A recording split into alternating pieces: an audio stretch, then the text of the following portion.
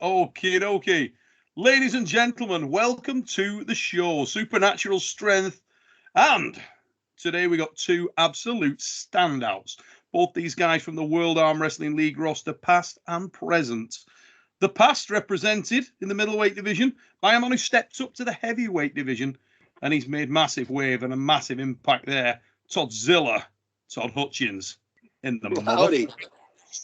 And the now, the guy that Toddzilla tips as probably the greatest threat to the World Arm Wrestling League middleweight title. He's a sexy man. It's Paul Linn. Thanks for having me on, Neil. And I just want to say right now, if you are watching this video right now, and you are not subscribed to this channel, you have lost your mind. You don't love arm wrestling. You like arm wrestling, this is the channel to subscribe to. Hit the button now and hit the notification so you get them all. Hey, and you wonder why I have this guy on. Look at that, look. Checks in the post, Paul. Absolutely awesome. Fellas, let's talk about middleweights, because I want to start this thing rolling right in the deep end. There is a claim, and I'm going to address this to Todd straight off the bat due to sort of global experience in this particular realm. There is a claim that if you come outside of the heavyweight division, that North America doesn't have a real present competitive threat in the middleweight division, with the possible single exception of Rob Vigeant Jr. And even that's a stretch. Is that something, and you're very familiar with pulling Rob, you're very familiar with pulling the gentleman on this call with us. Do you see that as reality? Again, when you're talking about pulling people like Sasho Andreev? No, probably not Sasho, but if you're saying, like, is there a middleweight from America that would be like a hands-on favorite to go win Zloty? That's probably true. But I've pulled Sasho, I've pulled Krause, I've pulled most of those guys, and I would think that we probably don't have a middleweight that's threatening. I guess Prudnick's big now, but we probably don't have a middleweight that's threatening Rustum right now. Sasho, I think we got some I think there's North American pullers that can beat Sasho. Krause's competitive, but I think we got some middleweights that could probably bang with him. The Angabayev. Yeah. I don't know if we got anybody that's gonna bang with him right now, but he's an impressive individual, isn't he? Yeah, Angabayev got some.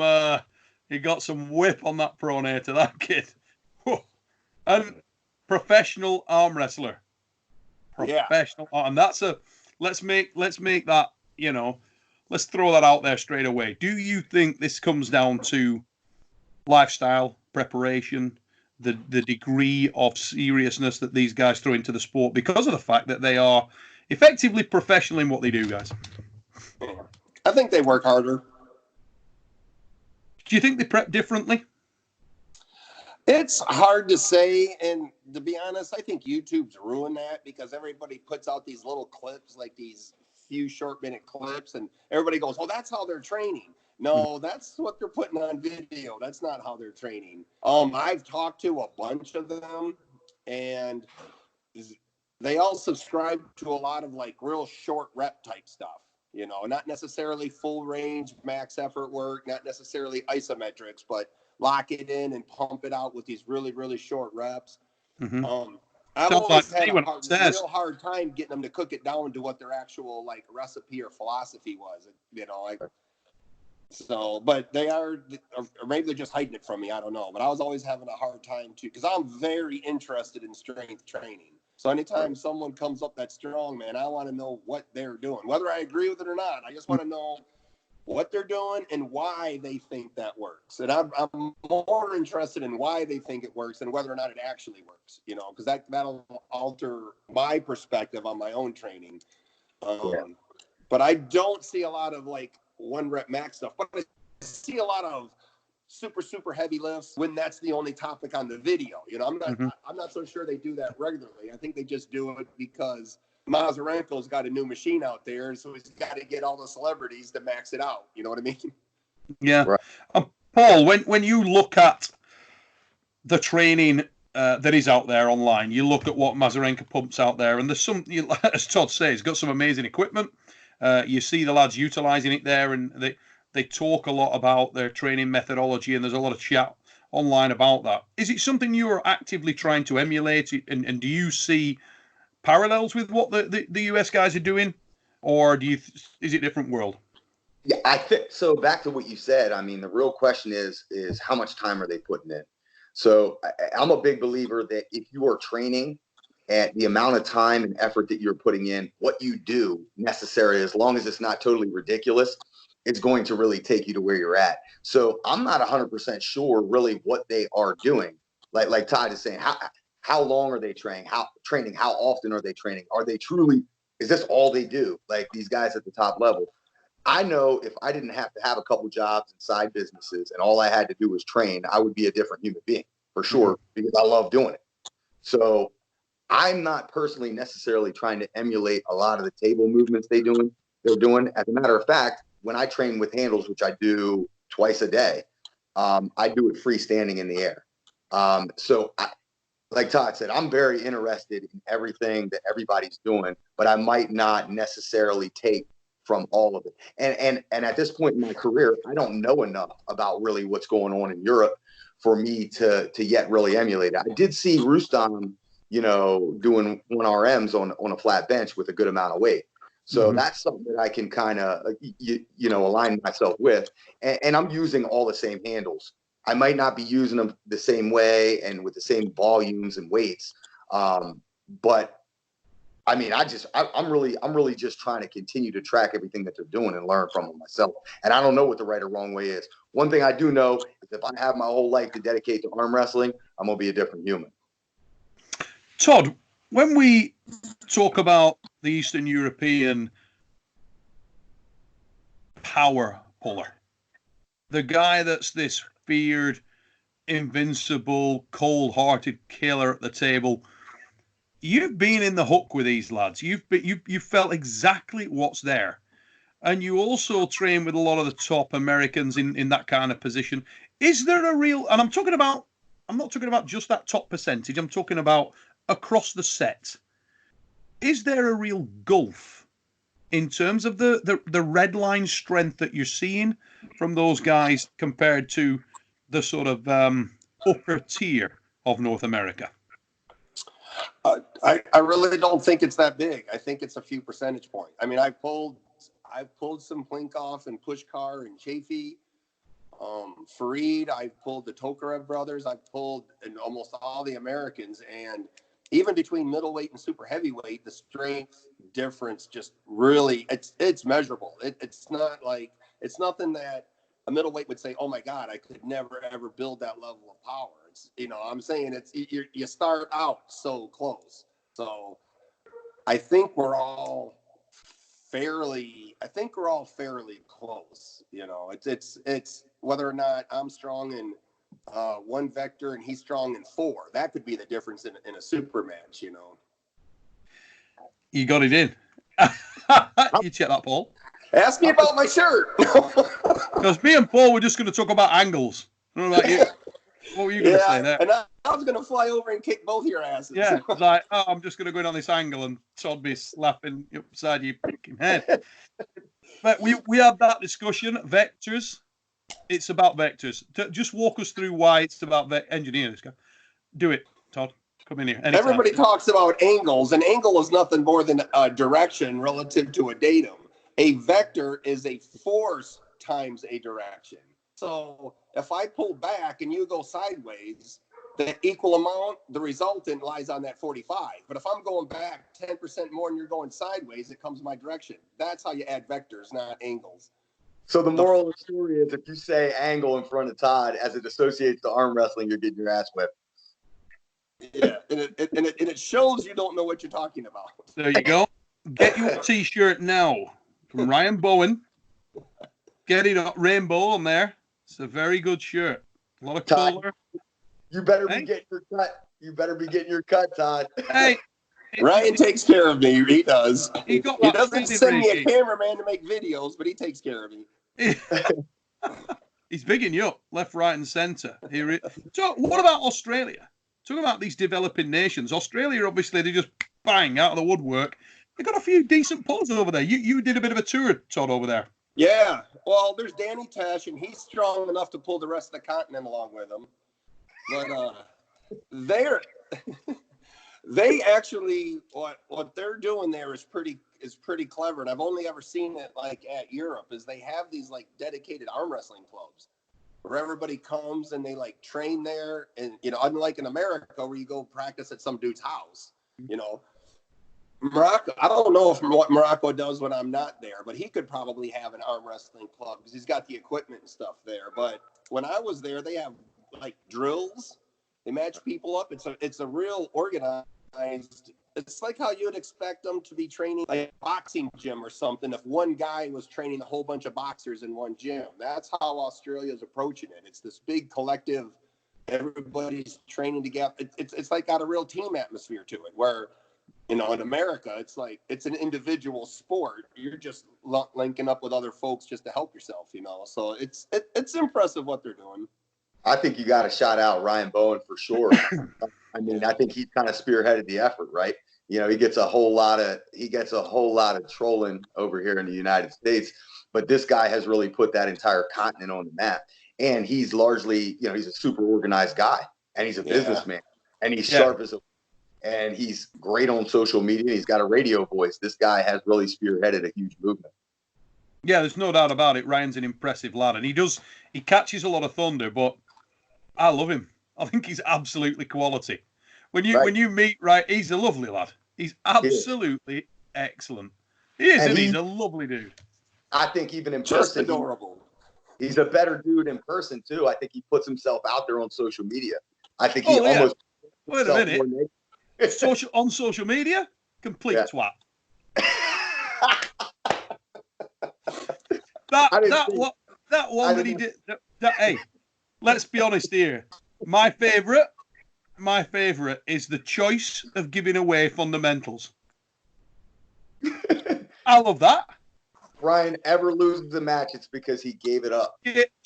Chose to give you that one. That was oh my God, he got crucified for that. He's like Devon actually taught me this. Devon's like, dude, I don't actually agree with that. Did you see that? You can see Ryan's at home going, oh, you son of a bitch, Devon. That was cruel, man. But you know what? I watched all of Devon's videos, and whatever he's saying seems to be what he's currently thinking, because what he said in Germany is like unrelated to what he said in Australia, which is unrelated to what he said. I forgot what other country he was in. It's like, dude, it's like he doesn't know there's people like me and Paul taking notes on what the hell he says. And when he says, I go, wait a minute, this doesn't make any sense. Yeah. And this isn't what you said before. Not what I wrote. Yeah, this guy taught me how to arm wrestle on YouTube. Devon taught me how to arm wrestle on YouTube. And some of the old videos that I looked at and now what I'm seeing now, I'm like, holy shit, was I doing it all wrong? What happened? But it changes. It changes like with every given match that he has. I feel like there's a slightly different approach.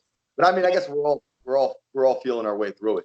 I think Devon's a good example in that though, because Devon is, I mean, Ryan Bowen's done it sort of publicly. He's like, here we go. This is a really smart move, the evolution of Ryan Bowen as an arm wrestler. But I think Devon falls into that category as well. He's very much a project. He's sort of like pre and post injury, and then pre and post ass whipping by Siplenkov. Though it was on his left arm, the differences in the guy when you speak to him, and you got to remember, Devon thrives on like chaos, doesn't he? Right. His whole. When you're out with him, he can't keep his mind on one thing. He's constantly whirring around like a ball of energy. But he articulates things so well on the table. Whether or not it joins up with the notes that you made, the stuff that he puts out there is fabulous. He genuinely is like a public service of teaching people all over YouTube to arm wrestle and gaining them that interest in arm wrestling. So your hat can't come off far enough, really. No, sure. Those videos he made, that video he made about Jerry Cadorette and the video he made about the King's move before he was so into it, but like how to beat the King's move and how to beat Jerry Cadorette. I wish he would do more of that, because I think that was something he had planned out in advance, and it was all coherent from start to finish. I don't like this stream of consciousness shit that he does where it just bounces around, you know, like mosquitoes in a jar or something. I can't follow that. But his that Jerry Cadorette video for sure was like, it's like a Bible. I mean, I go, oh, this makes so much sense. And let's be honest, Jerry Cadorette and anyone like him, and there aren't many like him, is a puzzle in itself. I mean, you know, people talk about the King's move. Pulling Jerry Cadorette's an experience. Yeah. It really is. Or any really good, solid, dead wrist presser. It's a challenge, particularly if they've got real grunt. If it's somebody that can, you know, really hammer on you, that is a hard move to get round, because it's sort of like you're hardwired into this. I take your hand and wrist, I kick your ass. Everybody's got that in their mind, you know. And then you pull Froda Hoagland, and he couldn't care less. Yeah. If a flop wrist press, if he gets into his flop wrist press, it's too late for you to do anything. You gotta beat that match before he gets into his move. Right. Watching guys like Froda Hoagland is fascinating. I mean, Froda Hoagland himself is like a walking argument for why there should never be slip in a losing position. That one statement, slip in a losing position. Who's losing position? Yeah. Because Froda Hoagland doesn't have one. Yeah, there is no losing position unless you lost. I mean, especially if it's a guy who can stop the match at the pin line. Exactly. You know? I could take freeze frames from Arm War Super Series with top class pullers, really good pullers. Okay, and I could show two guys in there, one being Yoshinobu Kanai, and the other being Froda Hoagland. Yoshinobu Kanai has arms like a T-Rex. This guy, you know what I mean? He has got tiny ass, really short, small hand. But that dude has no idea when he's beat. I watched him pull Ron Bath, probably the greatest arm wrestling match I think I've ever seen. I watched that video dozens of times before my match with Ron Bath. Mate, Ron Bath got every position known to man on Yoshi Kanai, with every leverage advantage known to man on Yoshi Kanai. Could he finish him? Hell no. That guy, if you're defining losing position by index finger over index finger knuckle, I've got your hand and wrist buckled back, I've got my shoulder driven on top of your hand, make a scrap of difference to Yoshinobu Kanai, Froda Hoagland. So it's an interesting concept. It's almost, I used to compare it with like a boxing match, where you punch a guy and he's wobbling all over the place. His legs have gone, but he isn't actually on his ass. Right. And if the referee always jumps in after that first shot and goes, whoa, whoa, whoa, whoa, whoa. And the guy's like, whoa, why? What's it? Well, you knocked him. I know you didn't knock him out, but you nearly did. That's a little bit like slipping a losing position. And that's what I love about professional arm wrestling. You either pin him or you don't. Right. And is that something you guys endorsed? Did I talk for like 2 minutes and it was all bullshit? No, I mean, you know what? I didn't know a whole lot, and I don't think North America tracks Froda Hoagland well enough at all. You know, and once you had mentioned about a match with him, I started really doing some research and looking into his most recent and his backdating matches. And the dude is a savage, you know, like no quit, like regardless of hit and where he winds up, as long as he stops the match is on. And it's a lot like Todd. I mean, like whether he has his hand completely or not, or his wrist is flat, there is absolutely no quit. Tons of side pressure. Unbelievable dude. Oh, absolute warrior. I mean, says very little. You know what I mean? I can hardly get a word out of him. He's a good-looking dude. He smiles all the time. I mean, Sometimes you don't have to talk. Absolute hard case. Absolute warrior.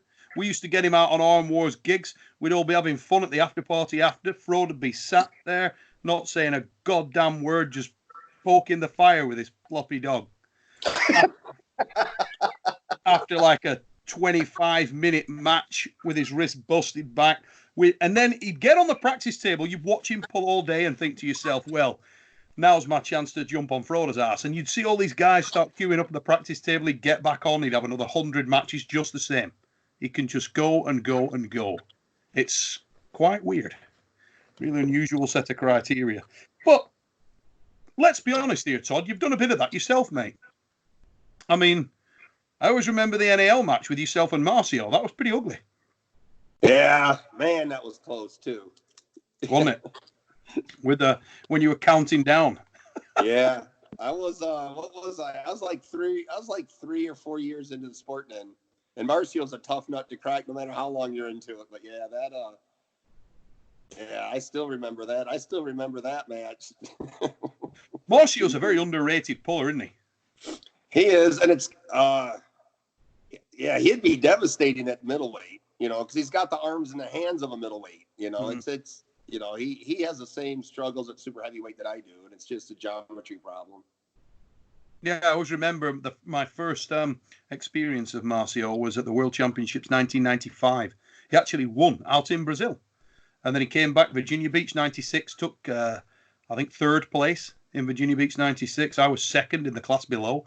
Great dude, but always so explosive, Yeah, he's unbelievable. He's only a couple hours from me. I've been able to train with him. Just the nicest guy in the world, too.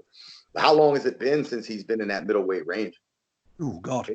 Man, he is big. I think he went to the 90 kilo class in around 1998, 99. And then since then, it's just been onwards and upwards. And a couple of years after he was up there, 105, he was big lad, and sort of stayed there. But he's as big as you can be. I feel like under 6 foot without having a whole lot of body fat. He's unbelievable.